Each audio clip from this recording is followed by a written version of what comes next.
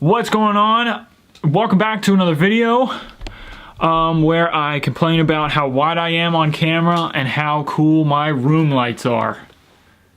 Anyways, in today's video, I'm going to be giving you 5 drone tips to help you increase the quality of your drone footage or photos, whatever you're doing with your drone. I only have a Mavic Pro, so these tips are only going to apply to people who have a Mavic Pro, a Mavic, what's it called? Air, a Mavic Platinum, a Mavic 2, a Mavic, and maybe the DJI software is the same for all DJI drones, but I'm not going to just say, yeah, this applies to the Phantom, because I don't know. I don't know if it does.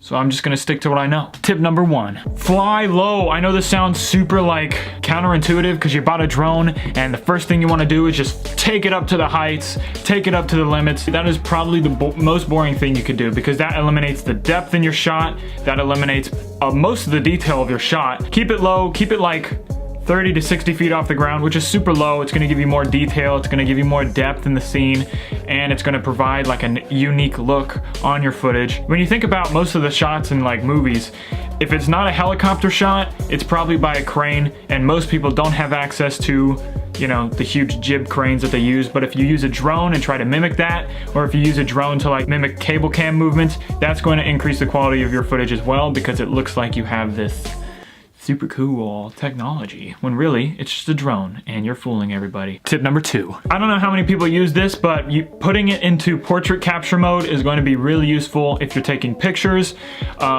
especially if you're posting these pictures on Instagram.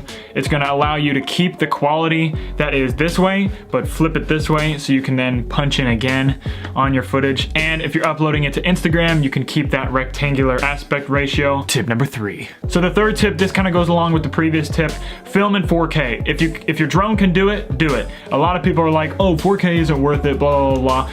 And I was one of those people. If your computer can handle at least editing 4K, it doesn't matter if you want to like look at 4K. It doesn't matter if you're filming 4K just to see it in 4K resolution. 4K is more beneficial other than just staring at it on a 4K screen. Filming in 4K, you can punch in later, so you can have this zoom in effect. So if you don't have the Mavic, what's it called? The Mavic Zoom that has the zoom lens. If you don't have that, but you want to mimic that, you can film in 4K and then punch in on the footage later and it'll keep the detail. Also, if you want to do cool zoom shots and keep the detail where like you're actually zooming in or you're flying forward and zooming out, that's always a cool shot.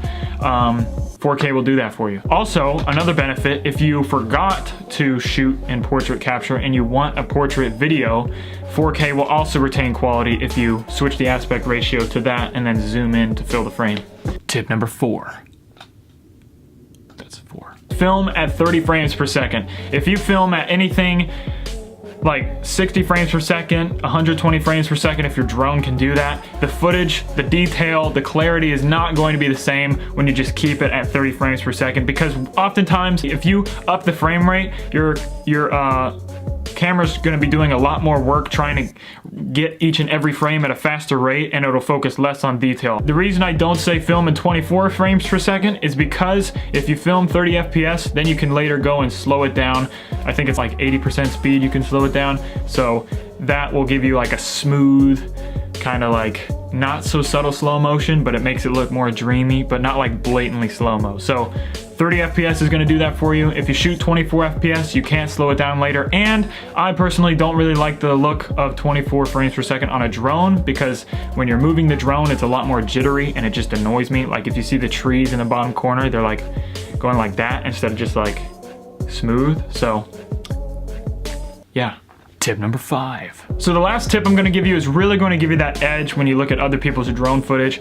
Put in ambient audio. So go outside, film like just 30 seconds of nothing. Just go outside, turn on the camera, let it film, let it get some audio of outside. You'll get like birds chirping, you'll get like wind blowing, you'll get whatever.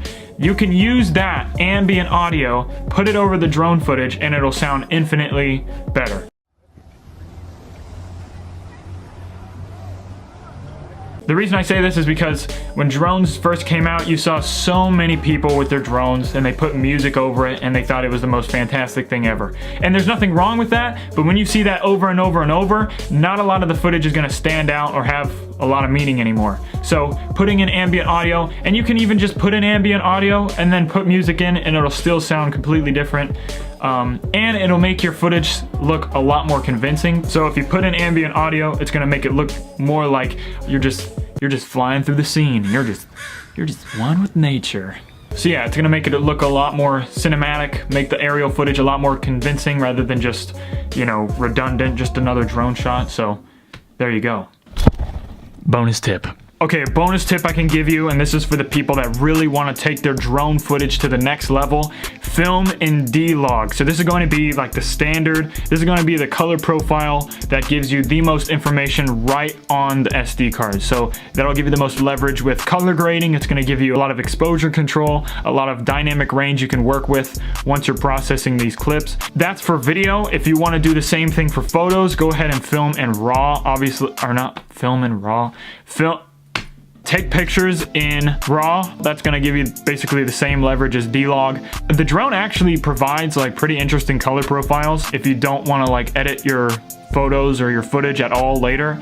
But if you have like a specific like mood you wanna portray in the photos, or if you just want more control when you're editing it, go ahead, film in D-Log, shoot photos in RAW.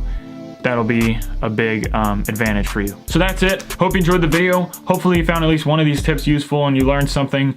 If you have a drone and you were looking to take the footage to the next level, to take the pictures to the next level. That's about it. Thanks so much for watching. Subscribe if you want, and I'll see you guys later.